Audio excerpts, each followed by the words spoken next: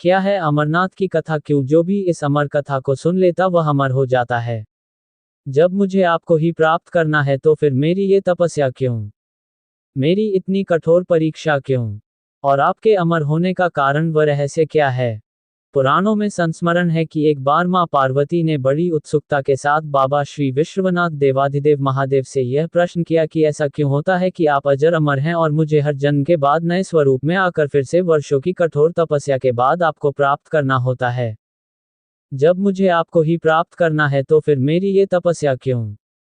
मेरी इतनी कठोर परीक्षा क्यों? और आपके कंठ में पड़ी यह परमुंड माता तथा आपके अमर होने का कारण व रहस्य क्या है?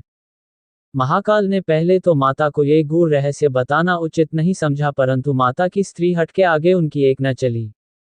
तब अंतवोगत्व्य महादेव शिव को मां पार्वती को अपनी साधना की अमर कथा, जिसे हम अमृतत्व की कथा के रूप में जानते हैं, इसी परम पावन अमरनाथ की गुफा में कही। भगवान शंकर ने मां पार्वती जी से एकांत व गुप्त स्थान पर अमर कथा सुनने को कहा, जिससे कि अमर कथा को कोई भी जीव, व्यक्ति और यहाँ तक कोई पशु पक्षी न सुन ले, क्योंकि जो कोई भी इस अमर कथा को सुन लेता वह अमर हो जाता। इस कारण शिव जी मां पार्वती को लेकर किसी गुप्त स्थान की ओर चल पड़े। सबसे पहले भगवान भोले ने अपनी सवारी नंदी को पहलगाम पर छोड़ दिया, इसलिए बाबा अमरनाथ की यात्रा पहलगाम से शुरू करने का तात्पर्य बोध होता है। आगे चलने पर शिव जी ने अपनी जटाओं में चंद्रमा को चंदनवाड़ी में अलग कर दिया और गंगा जी को पंचतरणी में और कंठाभूषण सर्पों को शेषनाग पर छोड़ दिया। इस प्रकार इस पड़ाव का नाम शेषनाग पड़ा। आगे की यात्रा में अगला पड़ाव गणेश टाप पड़ता है। इस स्थान पर बाबा ने अपने पुत्र गणेश को भी छोड़ दिया था, जिसको महागुना का पर्वत भी कहा जाता है। पिस्सू घाटी में पिस्सू नामक कीड़े को भी त्याग दिया। इस प्रकार महादेव ने अपने पीछे जीवनदायिनी पांचों तत्वों को भी अपने से अलग कर दिया। इसके साथ मां पार्वती संग एक गुप्त गुफा में प्रवेश कर गए। कोई व्यक्ति, पशु या पक्षी गुफा के अंदर प्रवेश कर अमर कथा को न सुने, इसलिए शिव जी ने अपने चमत्कार से गुफा के चारों ओर आग प्रज्वलित कर दी। फिर शिव जी ने जीवन की अमर कथा मां पार्वती को सुनाना शुरू किया। कथा सुनते सुनते देवी पार्वती को नींद आ गई और वह सो गई, जिसका शिव जी को पता नहीं चला। भगवान शिव अमर होने की कथा सुनाते रहे। इस समय दो सफेद कबूतर श्री शिव जी से कथा सुन रहे थे और बीच बीच में गूं गूं की आवाज निकाल रहे थे। शिव जी को लग रहा था कि मां पार्वती कथा सुन रही है और बीच बीच में हुंकार भर रही हैं। इस तरह दोनों कबूतरों ने अमर होने की पूरी कथा सुन ली। कथा समाप्त होने पर शिव का ध्यान पार्वती मां की ओर गया जो सो रही थी। शिव जी ने सोचा कि अगर पार्वती सो रही है, तब इसे सुन कौन रहा था। तब महादेव की दृष्टि कबूतरों पर पड़ी। महादेव शिव कबूतरों पर क्रोधित हुए और उन्हें मारने के लिए तत्पर हुए।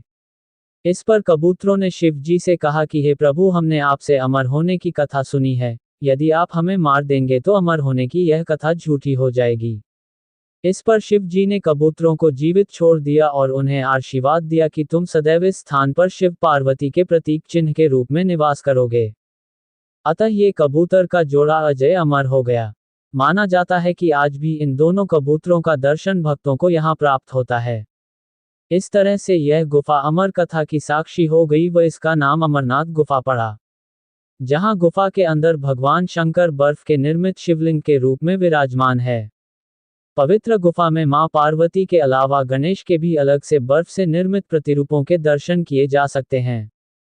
इस पवित्र गुफा की खोज के बारे में पुराणों में भी एक कथा प्रचलित है कि एक बार एक गढ़िये को एक साधु मिला, जिसने उस गढ़िये को कोयले से भरी एक बोरी दी, जिसे गढ़िया अपने कंधे पर लाद कर अपने घर को चल दिया।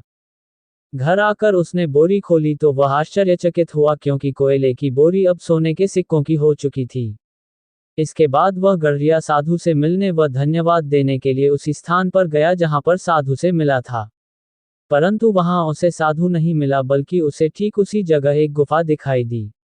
गढ़िया जैसे ही उस गुफा के अंदर गया तो उसने वहां पर देखा कि भगवान भोले शंकर बर्फ के बने शिवलिंग के आकार में स्थापित थे।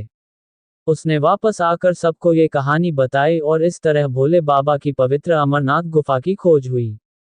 धीरे धीरे करते दूर दूर से भी लोग पवित्र गुफा एवं बाबा के दर्शन के लिए पहुंचने लगे, जो आज एक प्रतिवर्ष यात्रा के रूप में जारी है। चैनल को सब्सक्राइब जरूर करें। धन्यवाद।